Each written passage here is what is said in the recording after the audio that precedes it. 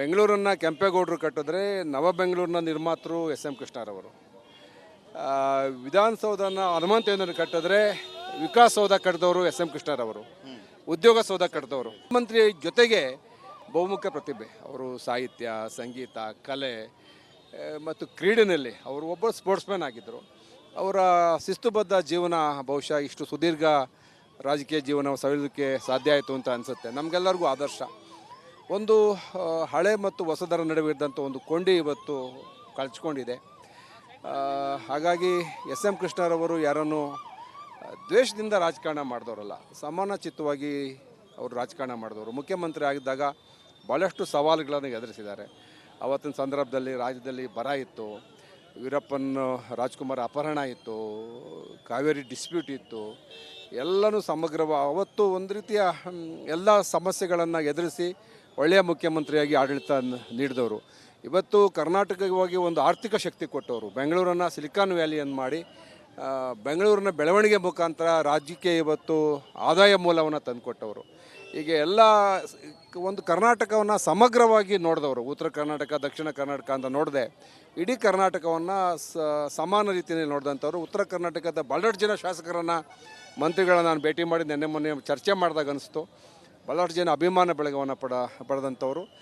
ನಮಗೆಲ್ಲರಿಗೂ ಆದರ್ಶ. ಇವತ್ತು ಅವ್ನು ಕಳ್ಕೊಂಡಿದ್ದೀವಿ, ನಮಗೆಲ್ಲ ದುಃಖ ಆಗಿದೆ. ಈ ಜನಸ್ತೋಮ ನೋಡಿದ್ರೆ ಅರ್ಥ ಆಗುತ್ತೆ ಅವರ ಜನಪ್ರೀತಿ ಎಷ್ಟಿತ್ತು ಅಂತೇಳಿ. ಸರ್, ಎಸ್ ಎಂ ಕೃಷ್ಣ ಒಂಥರ ಮಿಂಚಿಂಗ್ ರಾಜಕಾರಣಿ, ನೀವು ಮಿಂಚಿಂಗ್ ರಾಜಕಾರಣಿನೇ. ಅವ್ರ ಡ್ರೆಸ್ ಸೆನ್ಸು ಸೂಪರು, ನಿಮ್ಮ ಡ್ರೆಸ್ಸಿಂಗ್ ಸೆನ್ಸು ಸೂಪರು.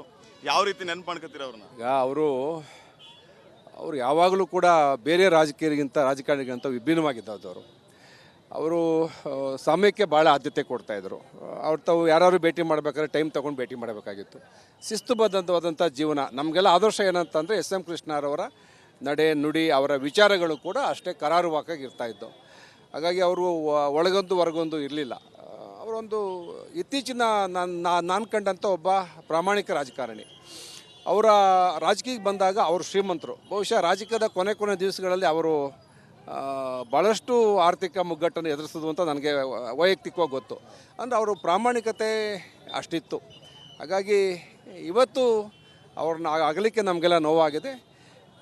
ಒಂದು ರೀತಿಯ ನಮಗೆ ಮತ್ತು ಹಳಬರಿಗೆ ಯಾರನ್ನ ನಾವು ಈಗ ಮುಂದೆ ರಾಜಕಾರಣದಲ್ಲಿ ಯಾರನ್ನ ಆದರ್ಶವಾಗಿ ಇಟ್ಕೋಬೇಕು ಅನ್ನೋ ಪ್ರಶ್ನೆ ಬಂದಾಗ ಎಸ್ ಎಂ ಕೃಷ್ಣನಿಗೆ ಸಾಟಿ, ಬೇರೆ ಯಾರೂ ಇಲ್ಲ. ಸರ್, ಜಾತಿಗೆ ಸೀಮಿತ ಆಗಿ ರಾಜಕಾರಣ ಮಾಡಿದವರಲ್ಲ ಅವರು. ಅಭಿವೃದ್ಧಿಗೆ ಯಾವುದೇ ಬ್ರೇಕ್ ಬೀಳಿಲ್ಲ. ಆ ಥರ ಹೇಗೆ ಆದರ್ಶ ಆಗ್ತಾರೆ? ಈಗ ಅವರು ಕರ್ನಾಟಕವನ್ನು ಒಂದು ಯೂನಿಟ್ ಆಗಿ ನೋಡಿದವರು.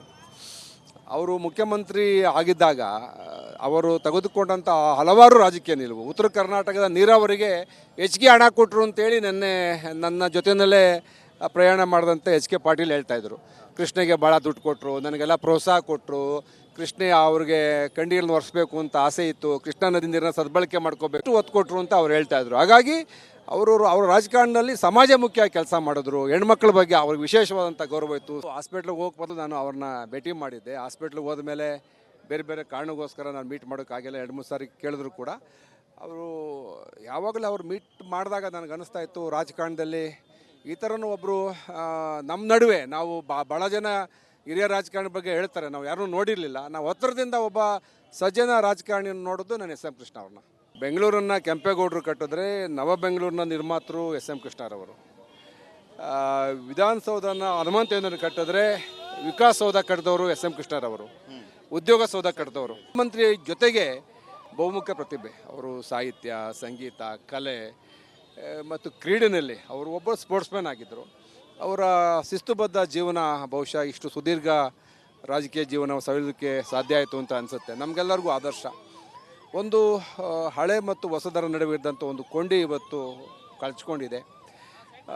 ಹಾಗಾಗಿ ಎಸ್ ಎಂ ಕೃಷ್ಣರವರು ಯಾರನ್ನು ದ್ವೇಷದಿಂದ ರಾಜಕಾರಣ ಮಾಡಿದವರಲ್ಲ, ಸಮಾನಚಿತ್ತವಾಗಿ ಅವರು ರಾಜಕಾರಣ ಮಾಡಿದವರು. ಮುಖ್ಯಮಂತ್ರಿ ಆಗಿದ್ದಾಗ ಭಾಳಷ್ಟು ಸವಾಲುಗಳನ್ನು ಎದುರಿಸಿದ್ದಾರೆ. ಆವತ್ತಿನ ಸಂದರ್ಭದಲ್ಲಿ ರಾಜ್ಯದಲ್ಲಿ ಬರ ಇತ್ತು, ವೀರಪ್ಪನ್ ರಾಜ್ಕುಮಾರ್ ಅಪಹರಣ ಇತ್ತು, ಕಾವೇರಿ ಡಿಸ್ಪ್ಯೂಟ್ ಇತ್ತು. ಎಲ್ಲನೂ ಅವತ್ತು ಒಂದು ರೀತಿಯ ಎಲ್ಲ ಸಮಸ್ಯೆಗಳನ್ನು ಎದುರಿಸಿ ಒಳ್ಳೆಯ ಮುಖ್ಯಮಂತ್ರಿಯಾಗಿ ಆಡಳಿತ ನೀಡಿದವರು. ಇವತ್ತು ಕರ್ನಾಟಕವಾಗಿ ಒಂದು ಆರ್ಥಿಕ ಶಕ್ತಿ ಕೊಟ್ಟವರು. ಬೆಂಗಳೂರನ್ನು ಸಿಲಿಕಾನ್ ವ್ಯಾಲಿಯನ್ನು ಮಾಡಿ ಬೆಂಗಳೂರಿನ ಬೆಳವಣಿಗೆ ಮುಖಾಂತರ ರಾಜ್ಯಕ್ಕೆ ಇವತ್ತು ಆದಾಯ ಮೂಲವನ್ನು ತಂದುಕೊಟ್ಟವರು. ಹೀಗೆ ಎಲ್ಲ ಒಂದು ಕರ್ನಾಟಕವನ್ನು ಸಮಗ್ರವಾಗಿ ನೋಡಿದವರು, ಉತ್ತರ ಕರ್ನಾಟಕ ದಕ್ಷಿಣ ಕರ್ನಾಟಕ ಅಂತ ನೋಡದೆ ಇಡೀ ಕರ್ನಾಟಕವನ್ನು ಸಮಾನ ರೀತಿಯಲ್ಲಿ ನೋಡಿದಂಥವ್ರು. ಉತ್ತರ ಕರ್ನಾಟಕದ ಬಹಳಷ್ಟು ಜನ ಶಾಸಕರನ್ನು ಮಂತ್ರಿಗಳನ್ನ ನಾನು ಭೇಟಿ ಮಾಡಿ ಮೊನ್ನೆ ಚರ್ಚೆ ಮಾಡಿದಾಗ ಅನಿಸ್ತು, ಬಹಳಷ್ಟು ಜನ ಅಭಿಮಾನ ಬೆಳಗವನ್ನು ಪಡೆದಂಥವ್ರು. ನಮಗೆಲ್ಲರಿಗೂ ಆದರ್ಶ. ಇವತ್ತು ಅವ್ನು ಕಳ್ಕೊಂಡಿದ್ದೀವಿ, ನಮಗೆಲ್ಲ ದುಃಖ ಆಗಿದೆ. ಈ ಜನಸ್ತೋಮ ನೋಡಿದ್ರೆ ಅರ್ಥ ಆಗುತ್ತೆ ಅವರ ಜನಪ್ರೀತಿ ಎಷ್ಟಿತ್ತು ಅಂತೇಳಿ. Sir, SM. ಕೃಷ್ಣ ಒಂಥರ ಮಿಂಚಿಂಗ್ ರಾಜಕಾರಣಿ, ನೀವು ಮಿಂಚಿಂಗ್ ರಾಜಕಾರಣಿನೇ. ಅವ್ರ ಡ್ರೆಸ್ ಸೆನ್ಸು ಸೂಪರು, ನಿಮ್ಮ ಡ್ರೆಸ್ಸಿಂಗ್ ಸೆನ್ಸು ಸೂಪರು. ಯಾವ ರೀತಿ ನೆನ್ಪು ಮಾಡ್ಕೊತೀರ ಅವ್ರನ್ನ? ಈಗ ಅವರು ಯಾವಾಗಲೂ ಕೂಡ ಬೇರೆ ರಾಜಕಾರಣಿಗಿಂತ ವಿಭಿನ್ನವಾಗಿದ್ದವರು. ಅವರು ಸಮಯಕ್ಕೆ ಭಾಳ ಆದ್ಯತೆ ಕೊಡ್ತಾಯಿದ್ರು. ಅವ್ರು ತಾವು ಯಾರು ಭೇಟಿ ಮಾಡಬೇಕಾದ್ರೆ ಟೈಮ್ ತೊಗೊಂಡು ಭೇಟಿ ಮಾಡಬೇಕಾಗಿತ್ತು. ಶಿಸ್ತುಬದ್ಧವಾದಂಥ ಜೀವನ. ನಮಗೆಲ್ಲ ಆದರ್ಶ ಏನಂತಂದರೆ ಎಸ್.ಎಂ. ಕೃಷ್ಣರವರ ನಡೆ ನುಡಿ, ಅವರ ವಿಚಾರಗಳು ಕೂಡ ಅಷ್ಟೇ ಕರಾರುವಾಕಾಗಿ ಇರ್ತಾಯಿದ್ದು. ಹಾಗಾಗಿ ಅವರು ಒಳಗೊಂದು ಹೊರಗೊಂದು ಇರಲಿಲ್ಲ. ಅವರೊಂದು ಇತ್ತೀಚಿನ ನಾನು ಕಂಡಂಥ ಒಬ್ಬ ಪ್ರಾಮಾಣಿಕ ರಾಜಕಾರಣಿ. ಅವರ ರಾಜಕೀಯಕ್ಕೆ ಬಂದಾಗ ಅವರು ಶ್ರೀಮಂತರು. ಬಹುಶಃ ರಾಜಕೀಯದ ಕೊನೆ ದಿವಸಗಳಲ್ಲಿ ಅವರು ಭಾಳಷ್ಟು ಆರ್ಥಿಕ ಮುಗ್ಗಟ್ಟನ್ನು ಎದುರಿಸಿದ್ರು ಅಂತ ನನಗೆ ವೈಯಕ್ತಿಕವಾಗಿ ಗೊತ್ತು. ಅಂದರೆ ಅವರು ಪ್ರಾಮಾಣಿಕತೆ ಅಷ್ಟಿತ್ತು. ಹಾಗಾಗಿ ಇವತ್ತು ಅವ್ರನ್ನ ಅಗಲಿಕ್ಕೆ ನಮಗೆಲ್ಲ ನೋವಾಗಿದೆ.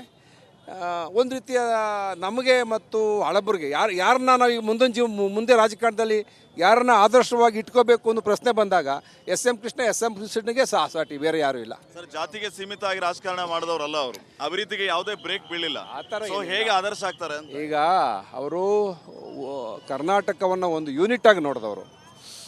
ಅವರು ಮುಖ್ಯಮಂತ್ರಿ ಆಗಿದ್ದಾಗ ಅವರು ತೆಗೆದುಕೊಂಡಂಥ ಹಲವಾರು ರಾಜಕೀಯ ನಿಲುವು. ಉತ್ತರ ಕರ್ನಾಟಕದ ನೀರಾವರಿಗೆ ಹೆಚ್ಚಿಗೆ ಹಣ ಕೊಟ್ಟರು ಅಂತೇಳಿ ನನ್ನ ಜೊತೆಯಲ್ಲೇ ಪ್ರಯಾಣ ಮಾಡಿದಂಥ H.K. ಪಾಟೀಲ್ ಹೇಳ್ತಾಯಿದ್ರು.